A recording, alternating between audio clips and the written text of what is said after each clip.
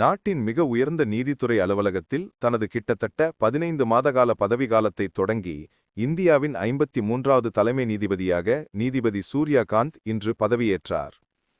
நீதித்துறையின் உயரிய பதவியான உச்ச நீதிமன்ற தலைமை நீதிபதி பதவிக்கு ஹரியானா மாவட்டத்திலிருந்து முதன்முறையாக நியமிக்கப்பட்டுள்ளார் நீதிபதி சூர்யாகாந்த். அந்த மாநிலத்தின் ஹிசார் மாவட்டத்தில் இருக்கும் பெட்வார் என்ற கிராமத்தில் பிறந்த சூர்யாகாந்த் பள்ளி மற்றும் கல்லூரி படிப்பை அங்கேயே முடித்தார்.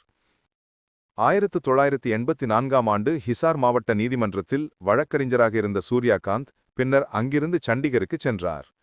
தொடர்ந்து பஞ்சாப், ஹரியானா உயர்நீதிமன்றங்களில் வழக்கறிஞராக இருந்தார்.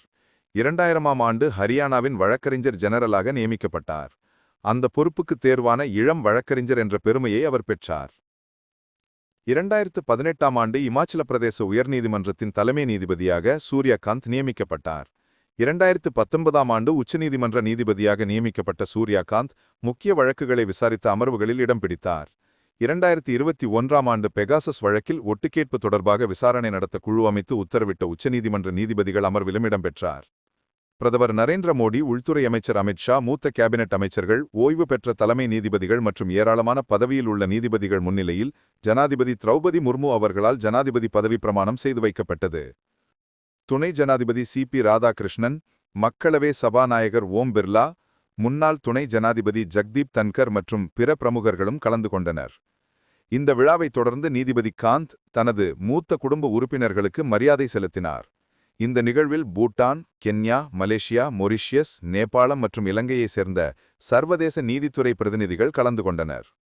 நீதிபதி பூஷன் ஆர் கவாய்க்கு பிறகு நீதிபதி சூர்யாகாந்த் பதவியேற்கிறார்.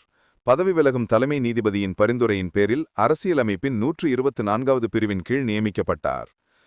1962ஆம் ஆண்டு ஹரியானாவின் ஹிசாரில் பிறந்த இவர் ஒரு சிறிய நகர வழக்கறிஞராக இருந்து இமாச்சல பிரதேச உயர்நீதிமன்றத்தின் தலைமை நீதிபதியாக உயர்ந்தார். பின்னர் பிரிவு 370 பெகாசஸ், பேச்சு சுதந்திரம், குடியுரிமை உரிமைகள் மற்றும் தேர்தல் சீர்திருத்தங்கள் குறித்து உச்சநீதிமன்றத்தின் முக்கிய தீர்ப்புகளை வழங்கினார்.